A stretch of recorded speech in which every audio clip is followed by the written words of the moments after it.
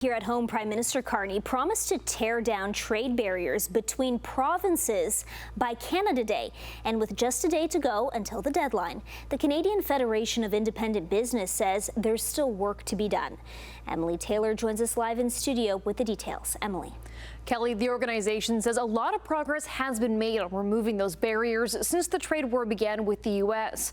and even gave Ontario a top mark this year. They say the issue is that each province is taking its own approach, and that could end up creating more roadblocks. After making it a campaign promise to tear down interprovincial trade barriers, PM Mark Carney now has just one day left until his deadline of Canada Day. Designed to create one Canadian economy out of 13.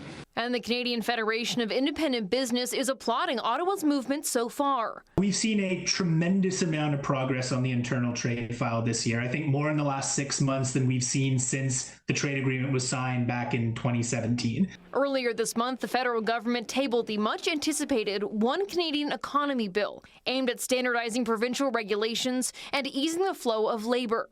Queen's Park has also signed MOUs with leaders of Alberta, Saskatchewan, Manitoba, Nova Scotia, and New Brunswick. Supporting real free trade within Canada is one of the best ways to grow our economy. All of the agreements have added up to an A grade for Ontario in the CFIB's latest report card on breaking down trade barriers. In the new report out today, Ontario places second, just behind Nova Scotia and just before Manitoba. The province also took home the only A+ awarded in one category for being the first jurisdiction to have no exceptions when it comes to free trade.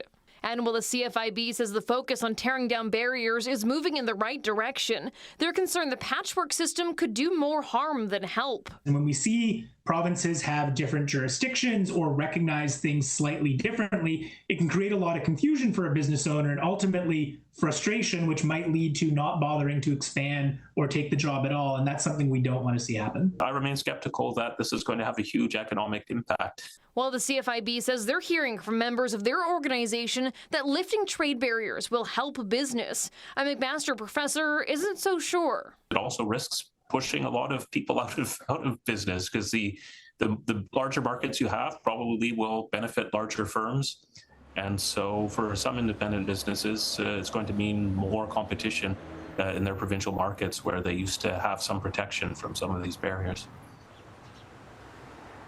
So does Canada officially have free trade between provinces as of tomorrow? Well, not quite. The CFIB says there are many of the right policies in place, but it will still take a while for those rules and regulations to be determined and enacted.